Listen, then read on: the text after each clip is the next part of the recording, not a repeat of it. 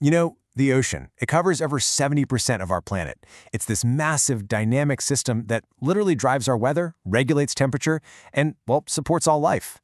But for all its importance, trying to understand its health in real time has been one of science's biggest challenges.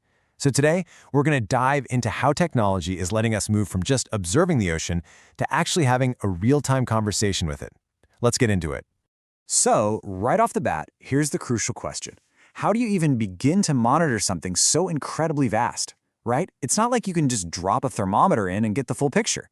The scale is almost unimaginable, and the answer, it turns out, involves a whole symphony of technology all working together.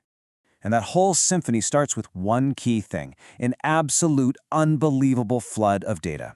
We're talking petabytes of information, just a constant stream pouring in from every corner of the globe, gathered by this incredible network of tools. Honestly, this data is the lifeblood of everything that comes next. Now this is where it gets really interesting, how these three pillars work together. So first you have the satellites. They give us that huge big picture view from above, continuously. But of course, that only tells you about the surface. To know what's happening underneath, we need that in situ data, stuff from buoys, floats, and ships. And then you have these powerful ocean models, which act like the brain of the whole operation, taking all that information and weaving it together into a complete four-dimensional picture of the ocean. And this just shows you how deep that picture really goes. We're not just measuring one thing. We're tracking the blue ocean, the physics of it all, like temperature and currents. We're monitoring the white ocean, so the state of sea ice up at the poles. And we're analyzing the green ocean, the very building blocks of marine life. Stuff like chlorophyll and oxygen levels, the whole shebang. Okay, so we have all this amazing multi-layered data about the ocean's physical, biological, and chemical state. But raw data only tells us what has happened. To really understand what's happening right now and what might happen next, we need to bring it all to life. And that's where this incredible concept of a virtual twin comes in. This right here is the core idea, a digital twin. And look, this isn't just some static 3D model. Think of it as a living, breathing, virtual replica of the ocean, one that's constantly being updated with that stream of real-world data we just talked about. It mirrors the real ocean in near real time, which lets us test ideas and ask all sorts of questions in the virtual world before we ever act in the real one. And here's basically how it works. First, you observe. You're constantly feeding the twin with new data. Second, you simulate, using these super advanced models to understand the ocean's current state from the surface all the way down to the seafloor. And finally, the most powerful step, you predict. You can run countless what-if scenarios to see the potential consequences of our actions or our inactions. Now, that predictive power, it's an absolute game changer, especially for these high-stakes industries that are just critical for our net zero future. So let's look at a really concrete example, the world of offshore renewable energy. This quote really just nails it. We're not talking about a small improvement here. This is a fundamental change. For an industry that operates in some of the most difficult environments on Earth, using data like this is basically the difference between flying blind and having a hyper-detailed, predictive map of the future. And believe me, the stakes could not be higher. A staggering 70% of these massive projects run over budget. That is a huge financial risk, and it can really slow down our transition to clean energy. And why? Well, because the ocean is unpredictable. A sudden shift in wave patterns can shut down construction for weeks. And this is exactly where a platform like Teraom completely changes the game. It creates a dedicated digital twin for a specific project, adding value at every single step. So right at the beginning, it can simulate decades of weather data to find the perfect site, which drastically cuts down on uncertainty for investors.